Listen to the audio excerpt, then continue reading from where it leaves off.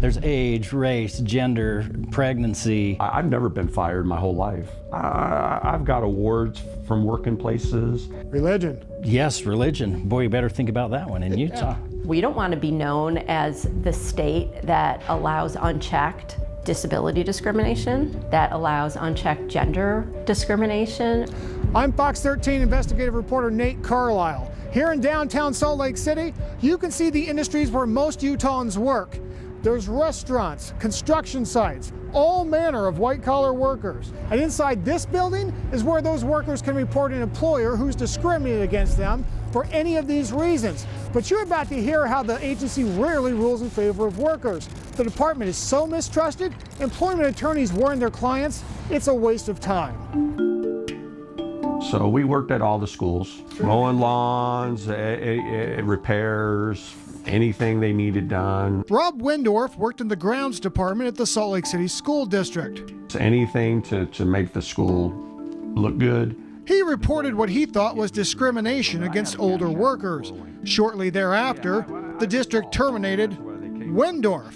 We started out with age discrimination and retaliation. He filed a complaint with the Anti-Discrimination and Labor Division, or UALD.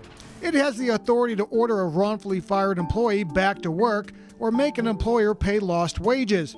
But an investigator found no cause to support Windorf's complaint. Windorf isn't alone. Over the last 5 years, UALD has ruled in favor of workers in only 1.5% of cases, well below averages in surrounding states and in federal discrimination cases.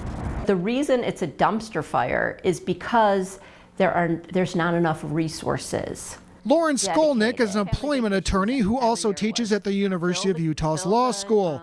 She wasn't involved in Windorf's case, but has been critical of the state's discrimination investigations. Not enough investigators, not enough intake people. She worries about the people who don't have attorneys to do their own investigations. UALD is a lot of times the first, middle, and last word that they're ever going to get on their employment discrimination claim. It's a heavy burden of proof to prove a discrimination claim. Eric Olson is the spokesman for UALD's parent, the Utah Labor Commission. Olson contends that 1.5% rate doesn't reflect the number of cases resolved between the two sides before an investigation is finished. There are 8 discrimination investigators, all of them lawyers, each juggling 30 cases at any given time. They do really good work, and we'd put them up against just about anybody out there. But the agency hasn't used all of its fact-finding tools. UALD has subpoena power, but Olson said they issue subpoenas only on an as-needed basis. Parties are usually cooperative, he said. We tell people that the chance of them getting a for-cause determination after a full investigation by the UALD is slim and none. They did not do a proper investigation. Workers can appeal UALD findings or sue in federal court. It was scary. It was tough. For Windorf, who was age 46 when he received his termination notice, an appeal board again found no age discrimination, but it did find the school district retaliated against him.